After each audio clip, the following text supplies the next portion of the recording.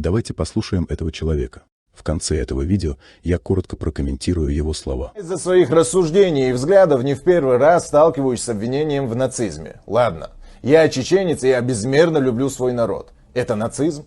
Я ценю и уважаю обычаи и традиции моего народа. Это нацизм? Я считаю, что чеченка не должна выходить замуж за 3-9 земель за другую нацию.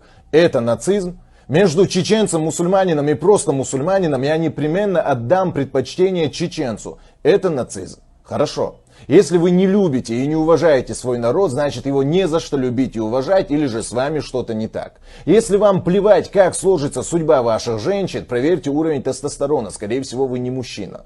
Если между родным братом и соседом вы выберете соседа, значит вам это либо выгодно, либо ваш родной брат конченый человек. Соответственно вопрос, это я нацист или ты бесхребетный и тупой человек?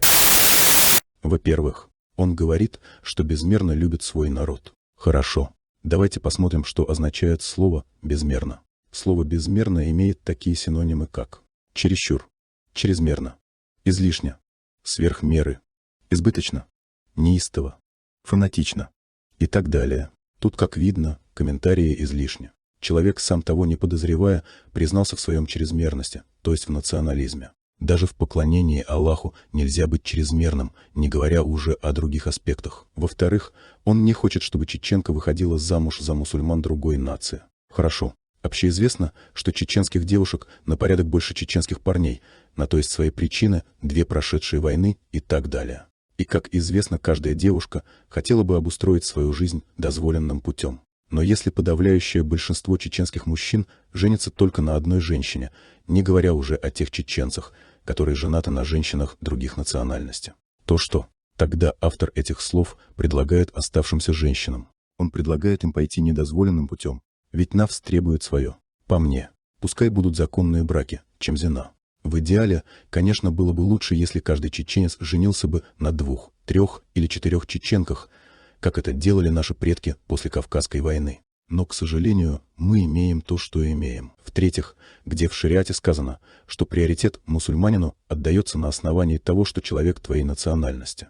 Напротив, в шариате сказано, чтобы мы свидетельствовали против себя или своих отцов, если надо, когда дело касается справедливости. И напоследок пару резонных вопросов. Если ты безмерно любишь чеченцев, то почему мы не слышали от тебя осуждения, когда с чеченца снимали штаны? Когда чеченского парня сажали голым на бутылку? Когда Кадыров грозился раздеть чеченских девушек, носящих черные одежды? Когда до смерти запытали беременную чеченскую женщину?